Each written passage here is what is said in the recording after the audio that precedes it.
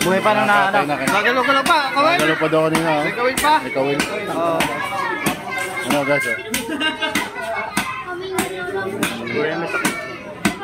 Napakalaki. Ito yung banyera. Ang ulo ng isda. Sikip sa banyera. Kayang buntot. Yung ulo. Napakalaki.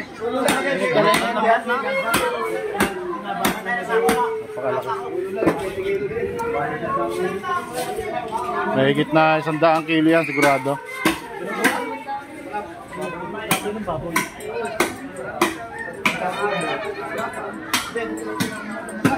Nakuha ko yan guys ng ano, taga rito sa amin na ano, mahina na daw. Mahina na. Medyo paultaw-ultaw na sa dagat. Nadaanan. Nakuha nila.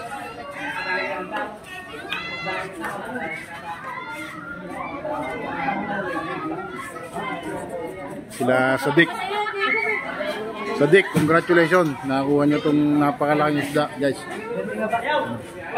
Hanggang ang patunay niyan, ito ang ulo at buntot, guys, napakalaki.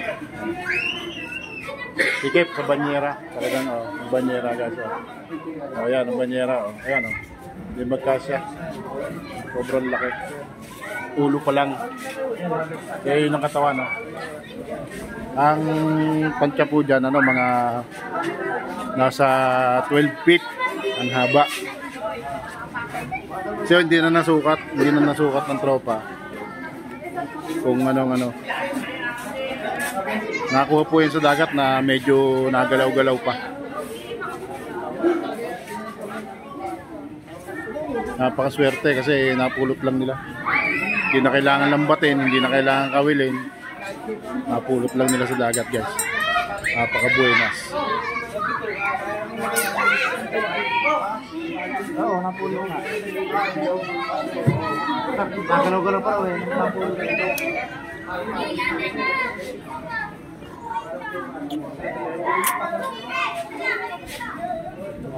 Palibasa napaka-init din ngayon.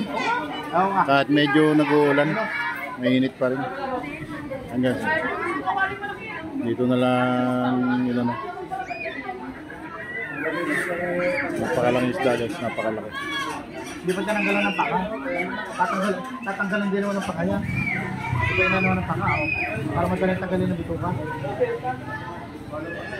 Bog, tanggalin mo na paka.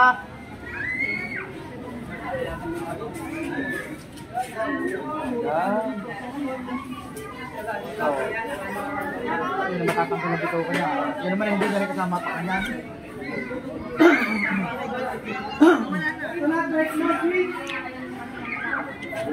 Lapad? Hindi mo naman natin yung bilog.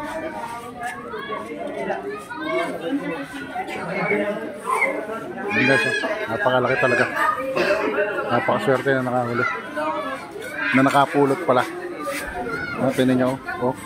Hindi nga mapilipit. Sa mahigit 100 kilo to, palagay ko. Hanggang pahigitan na yan. Kulang-kulang sa 200 kilo. Laki. Mga 12 feet. Ito pa yung ulo. Ayan. Ano. Ayan muna. Nakakakita pa kayo niyan ulit. Sa susunod, kukuhanan natin. Dito lang kayo sa Paring Bugi YTC channel. Maraming salamat sa panonood.